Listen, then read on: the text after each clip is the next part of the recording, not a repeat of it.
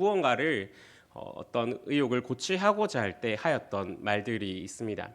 그 말이 무엇이냐면은 쫄지마 키 안 커라고 하는 말이었습니다. 주로 저희들은 그 말들을 이제 야간 자율학습을 째서 같이 놀러 가자라고 할 때 많이 사용하였습니다. 이제 내일에 있을 그 체벌의 두려움을 이겨내고 그 용기를 주어 가지고 같이 학교 밖을 나가게 하는 데에 많이 그 말을 사용하였습니다. 그런데 그 당시에는 그런 말을 하면은 그 말을 할 당시에는 마음속에 무언가 용기가 솟아납니다. 그렇게 해서 같이 학교 밖을 나갈 수 있는데, 그런데 그 용기는 얼마 가지 않아서 허구라는 게 드러납니다. 이제 하루 정말 재밌게 놀고 나서 그 다음 날 학교를 등교하는 순간부터 다시 마음속에 두려움이 생기게 됩니다. 그리고 이제 직접 이제 학교를 나간 것에 대한 대가를 받을 시간에는 이제 그 두려움은 점점 더 커져가서 내가 왜 그랬을까라고 하는 후회로 이어지기도 하였습니다. 우리에게 정말로 강하고 담대하라라는 것이 구체화가 되려면은 우리에게는 단순히 그 말만 있어서는 안 됩니다. 우리에게 강하고 담대함이 정말로 우리에게 자리 잡으려면은 그것은 무엇에 대하여 그리고 무엇을 통하여라는 것으로 구체화되어서 우리에게 올 때 우리는 그것이 정말로 강하고 담대함으로 우리에게 오게 된다라고 하는 것을 알 수가 있습니다.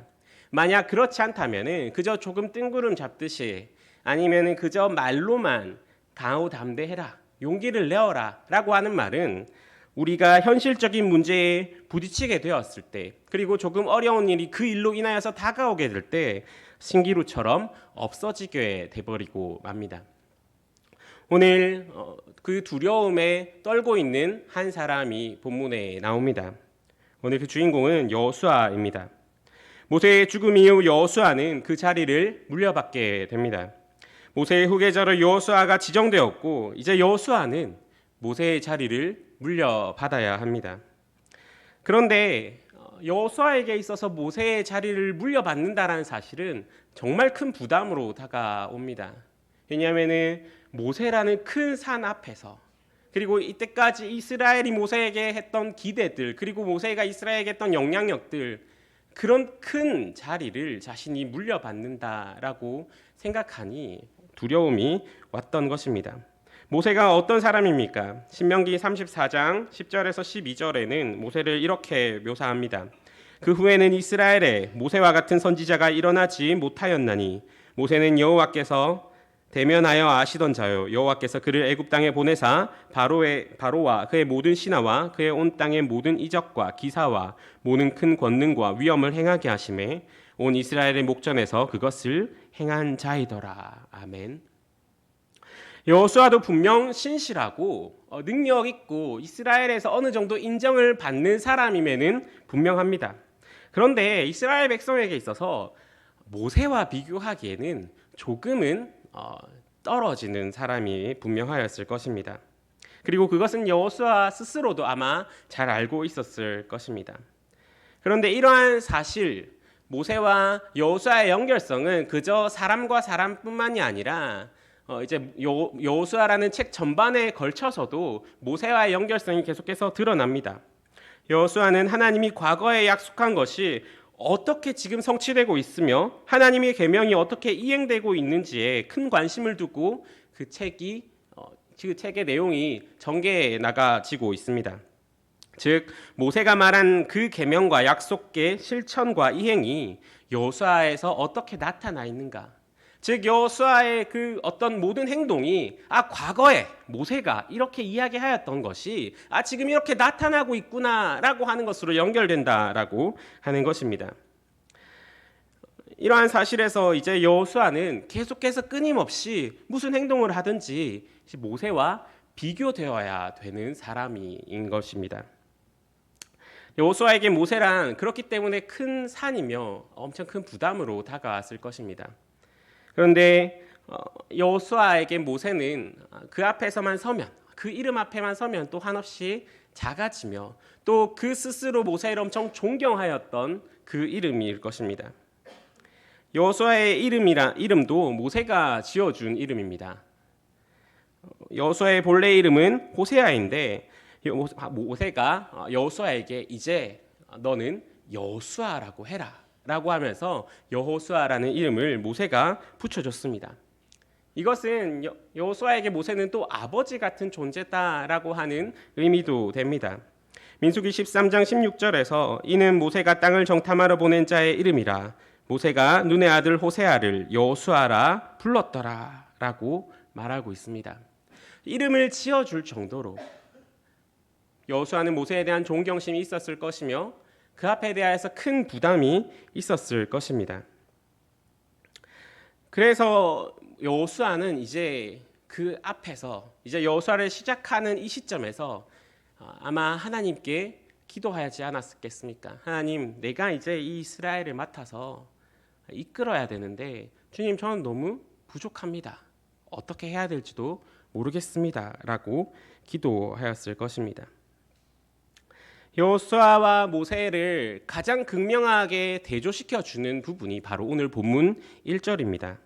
오늘 본문 1절은 모세를 가리켜서 여호와의 종 모세라고 이야기하고 여호수아를 가리켜서는 모세의 수종자 여호수아라고 말을 하고 있습니다. 이러한 부분을 전체적으로 봤을 때 지금 여호수아가 얼마나 큰 두려움과 부담감과 그리고 내가 과연 할 수 있을까라고 하는 의문에 휩싸여 있다라는 것은 아마 누가 보아도 그리고 누가 생각해도 당연했을 것입니다. 그런데 이런 여호수아에게 하나님이 나타나셔서 이렇게 말씀하십니다. 2절에서 4절 말씀입니다. 내 종 모세가 죽었으니 이제 너는 이 모든 백성과 더불어 일어나 요단을 건너 내가 그들 곧 이스라엘 자손에게 주는 그 땅으로 가라. 내가 모세에게 말한 바와 같이 너희 발바닥으로 밟는 곳은 모두 내가 너희에게 주었노니 곧 광야와 이 레바논에서부터 큰 강 곧 유브라데 강까지 해쪽 속의 온 땅과 또 해지는 쪽 대해까지 너희의 영토가 되리라. 아멘. 이제 하나님은 여호수아에게 두려워하고 있는 여호수아에게 이스라엘을 이끌고 가서 하나님이 약속하신 그 약속을 이루어라.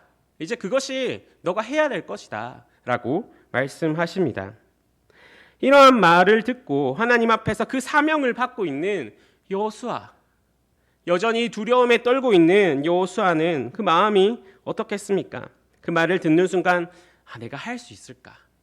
모세의 기적과 리더십, 모세와 다투는 이스라엘 백성과 또 그것을 해결하는 모세의 모습, 이 모든 것들이 모세의 옆에서 듣고 보고 배웠던 그 모든 것들이 하나님의 그 말을 듣는 순간에 아마 주마등처럼 이렇게 싹 지나가지 않았겠습니까?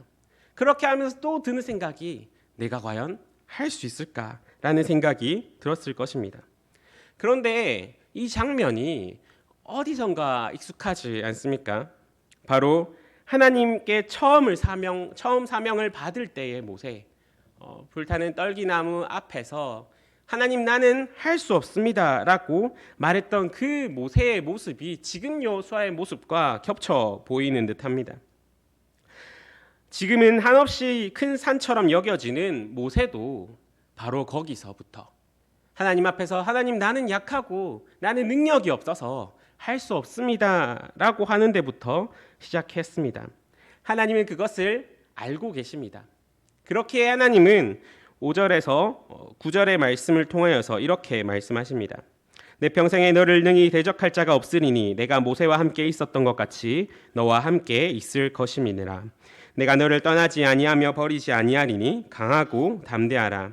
너는 내가 그들의 조상에게 맹세하여 그들에게 주리라 한 땅을 이 백성에게 차지하게 하리라. 오직 강하고 극히 담대하여 나의 종 모세가 내게 명령한 그 율법을 다 지켜 행하고 우로나 좌로나 치우치지 말라. 그리하면 어디로 가든지 형통하리니 이 율법책을 내 입에서 떠나지 말게 하며 주야로 그것을 묵상하여 그 안에 기록된 대로 다 지켜 행하라.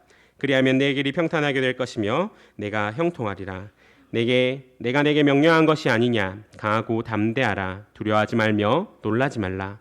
내가 어디로 가든지 내 하나님 여호와가 너와 함께 하느니라 하시니라.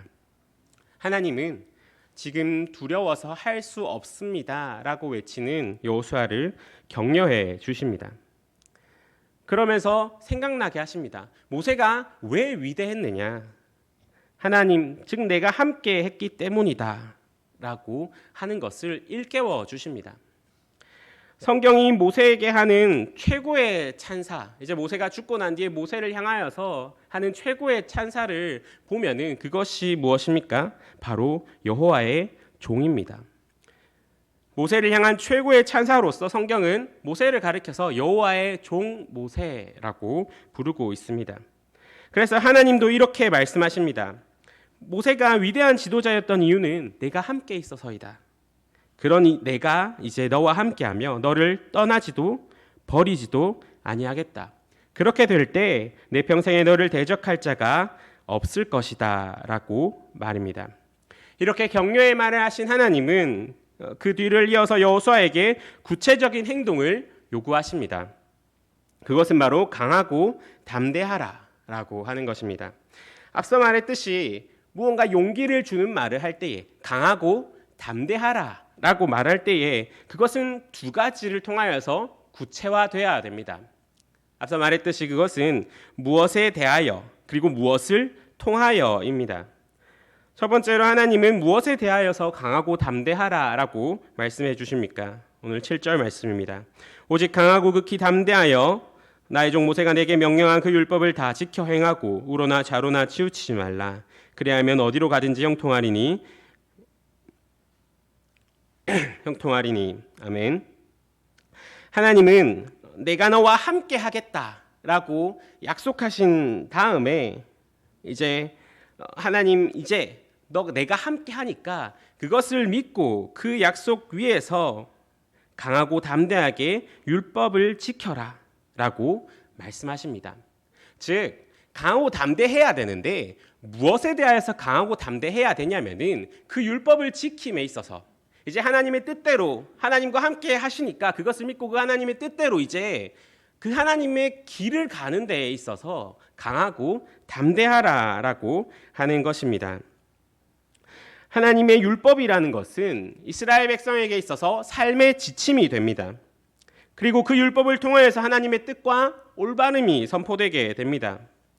그래서 율법에 대하여서 강하고 담대하라라고 할 때에 우리가 살아가는 그 삶에 있어서 너가 이스라엘 백성들과 함께 살아가는 그 삶에 있어서 다른 어떤 것이 아니라 그 율법, 그 올바름, 그 삶의 방향을 잘 지켜나감에 있어서 이제 강하고 담대해라라고 하는 것입니다. 강하고 담대하라라는 것의 원어적인 의미를 살려서 이야기하자면 이런 뜻을 가지고 있습니다.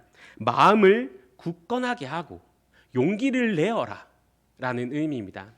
즉 우리는 하나님의 말씀을 지킴에 있어서 그 어떤 것도 그것을 유혹하지 못하도록 마음을 굳건하게 하고 또 그리고 다른 그 어떤 것으로 그것을 하지 못할 상황에도 불구하고 용기를 내어서 그 율법을 지켜서 우리의 삶을 말씀대로 살아가라라고 하는 것이 오늘 하나님이 여호수아에게 격려를 하시면서 이제 이스라엘 백성을 이끌고 가는 여호수아에게 지시하시는 말인 것입니다. 그런데 이것이 지금 왜 이스라엘에게 필요합니까? 이스라엘 백성들은 이제 여호수아를 필두로 하여서 가나안 땅으로 들어가게 됩니다. 이때까지는 이스라엘 백성들은 광야에 있었습니다. 광야의 그곳에는 다른 어떤 것이 없습니다. 오직 그 넓은 광야와 그리고 이스라엘에게 말씀하시는 하나님만이 있었습니다.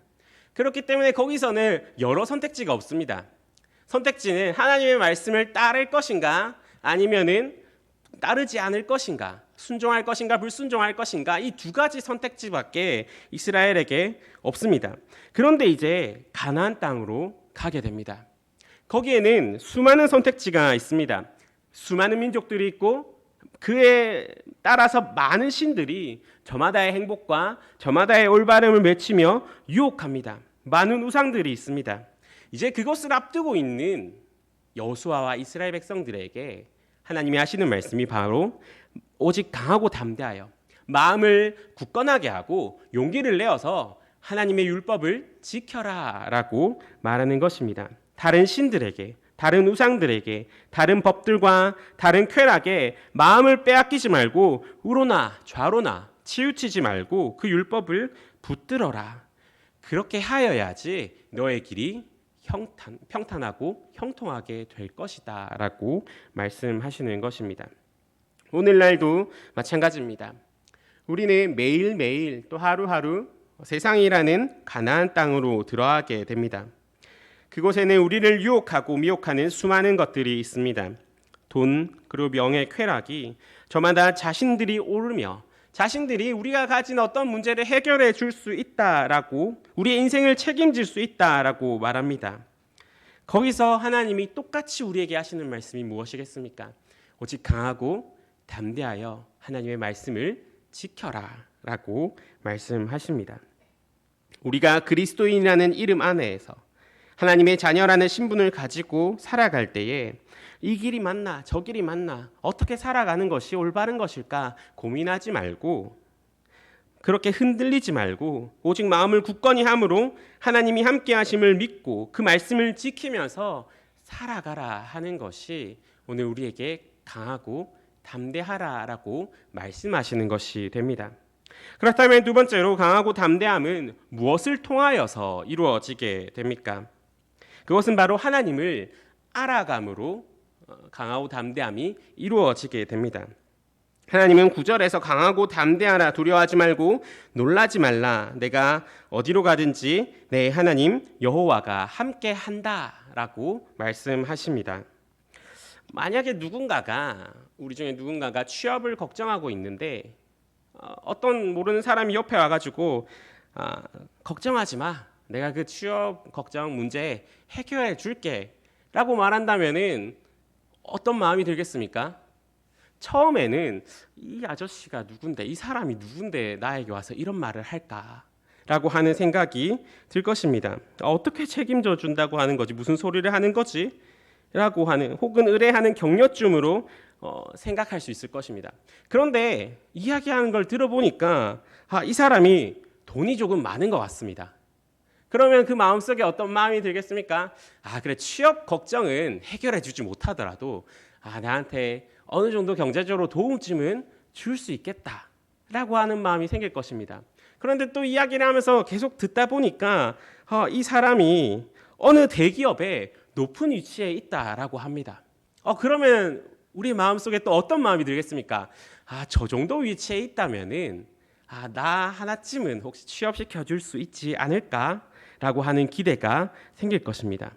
그런데 마지막에서 대화하고 결국 이제 이야기를 하다 보니까 그 사람이 삼성의 이재용 회장이라고 합니다. 그러면은 제 마음속에 어떤 마음이 들겠습니까? 이제 취업 걱정이 아니죠. 이제 어떤 더 높은 자리, 그리고 더 좋은 자리에 나를 꽂아줄 수 있을까라고 하는 생각이 들 것입니다. 오늘 하나님이 하시는 말씀도 이것입니다. 우리가 강하고 담대하라라고 하는 말씀을 주시면서 하나님은 무엇을 통하여서 그것을 이루어 주시냐라고 할 때 내가 너와 함께한다라는 그 말씀을 통하여서 우리가 강하고 담대함을 이루게 하십니다. 만약에 내가 너와 함께 하겠다, 그러니 강하고 담대하라라고 하는 말을 여호수아가 출애굽 전에 들었다면, 여호수아가 하나님에 대해서 아무것도 알기 전에 들었다면은 그 말에 대해서 그렇게 큰 의미로 다가오지 않았을 것입니다. 그런데 지금 여호수아가 이 말을 듣는 시점이 언제입니까? 여호수아는 이제 단 2명밖에 남지 않은 출애굽 1세대입니다. 이 말은 이제 그 이스라엘 애굽에서부터 하나님이 10가지 재앙을 통하여서 이스라엘을 이끌어내시고, 그리고 그 가운데서 불기둥과 구름기둥으로 그 인도하시고, 그리고 매일 만나를 통해서 먹이시고, 그리고 여러 가지 이스라엘에게 베푸신 것들과 하신 것들을 다 알고 있는 사람입니다. 그렇기 때문에 그 여호수아에게 있어서 하나님이 내가 너와 함께 하겠다, 내가 모세에게 함께 한 것 같이 너와 함께 하겠다, 그러니 너는 강하고 담대하라라고 하는 것은 그저 지나가는 말이 아니라 큰 의미로, 그리고 의지할 수 있는 굳건한 반석으로 다가왔을 것입니다. 우리의 상황도 이와 같습니다. 하나님은 지금도 주님의 백성들에게 내가 너와 함께 하겠다라고 약속해 주십니다. 그리고 그 약속, 그것을 통하여서 우리에게 강하고 담대하라라고 말씀해 주실 때 우리는 그것을 하나님을 더 알아가는 대로 우리에게 그 약속이, 그 용기가, 강하고 담대함이 점점 더 커지게 됩니다. 하나님의 창조주 되심, 구원자 되심, 하나님이 통치자 되심, 우리의 주권자 되심, 우리가 하나님을 더 체험하고 알아갈수록 하나님이 이런 분이시구나, 하나님이 나의 삶을 이렇게도 인도하셨구나, 하나님이 이런 분이시구나라는 것이 점점 더 커져감에 따라서 우리 안에 또 어떤 것이 커져가면은 우리가 하나님의 말씀에 대해서 강하고 담대함이 점점 더 커져간다라고 하는 것입니다.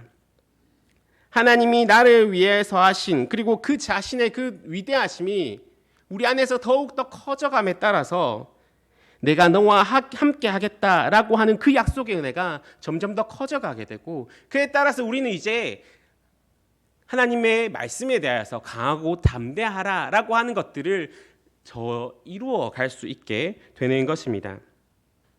성경 안에는 수많은 약속들과 하나님의 은혜의 사역들이 기록되어져 있습니다. 그것은 지금 현재를 살아가고 있는 하나님의 자녀들에게도 동일하게 약속된 것입니다. 그래서 우리는 성경 말씀을 더 알아가고 그곳에서 약속하여 주신 그 하나님의 약속이 지금 나에게도 약속된 것이다 라는 것을 깨달을 때 우리는 더욱더 그 하나님이 주신 은혜가 커져가게 됩니다. 그리고 그리스도인의 삶을 그것으로서 강하고 담대하게 살아갈 수 있게 됩니다. 우리는 이것을 가르쳐서 우리는 은혜를 받았다라고 표현합니다. 여호수아는 이러한 하나님의 말씀을 따라서 가나안 땅에서도 오직 강하고 담대함으로써 여호와의 율법을 잘 지켰습니다. 그리고 나서 하는 고백이 여호수아 24장 14절 15절의 말씀입니다. 그러므로 이제는 여호와를 경외하며 온전함과 진실함으로 그를 섬기라. 너희의 조상들이 강저쪽과 애굽에서 섬기던 신들을 치워버리고 여호와만 섬기라. 만일 여호와를 섬기는 것이 너희에게 좋지 않게 보이거든 너희 조상들이 강저쪽에서 섬기던 신들이든지 또는 너희가 거주하는 땅에 있는 아모리 족속의 신들이든지 너희가 섬길 자를 오늘 택하라. 오직 나와 내 집은 여호와를 섬기겠노라 하니. 아멘. 이렇게 하나님의 말씀 그리고 하나님을 알아감, 하나님과 함께 그 삶을 강하고 담대함으로 그 삶을 살았던 여호수아는 결국 모세의 수종드는 자로 시작하여서 여호와의 종으로 그 삶을 마무리하게 됩니다. 24장 29절입니다. 일 후에 여호와의 종 눈의 아들 여호수아가 110세에 죽음에. 아멘. 여호수아를 시작하면서 여호수아는 모세의 수종드는 자로 시작하였습니다. 하지만 그런 그에게 하나님은 나타나 주셔서 위로하여 주시고 너가 강하고 담대하여 그 율법을 지키면서 살아라라고 말씀해 주십니다. 그리고 여호수아는 그 말씀을 따라 하나님이 나와 함께 하심을 믿고 그 말씀을 따라 살아갔고 결국 죽을 때에 여호와의 종이라는 이름으로 불리며 죽게 됩니다. 이제 그 순간 모세의 뒤를 이을 자격이 없다고 생각한 여호수아는 없습니다. 강하고 담대하여 여호와의 율법을 잘 지키고 오직 여호와를 섬긴 여호수아는 모세를 섬기는 자에서 시작하여 여호와의 종으로 생을 마무리하게 됩니다. 오늘 우리도 마찬가지입니다. 모세도 여호수아도 그들의 위대함은 오직 하나님에게서 나왔습니다. 그들이 수식하는 최고의 수식어를 한번 보십시오. 무엇입니까? 바로 여호와의 종입니다. 오직 우리에게 하나님이 우리와 함께 하심, 그리고 그 말씀대로 살아감, 이것을 통하여서 하나님은 우리를 그 종으로 그리고 자녀로 그의 백성으로 불러주십니다. 오직 우리가 하나님이 함께 하심을 믿고 그리고 그 하나님의 은혜 그리고 하나님이 어떠한 분이신지 알아감이 우리 안에 더 커져 나가서 어떠한 것에도 흔들리지 않고 우리는 강하고 담대함으로 우리의 삶을 살아가야 합니다. 우리는 이제 또 하루하루를 세상 속에서 살아가게 됩니다. 그때에 우리 안에 하나님을 알아감이 더해져 갈수록 더욱더 그것을 통하여서 하나님을 믿고 우리 안에 그 강하고 담대함이 더욱 커져가며 그리고 하나님을 알아갈수록 그 하나님이 우리와 함께 하신다. 그 하나님이 우리의 하나님이 되신다라는 그 고백 속에서 더욱 굳건한 믿음과 주님 주시는 평안함으로 하루하루를 살아가시는 저와 여러분이 되기를 간절히 소망합니다. 함께 기도하시겠습니다. 사랑의 하나님 아버지,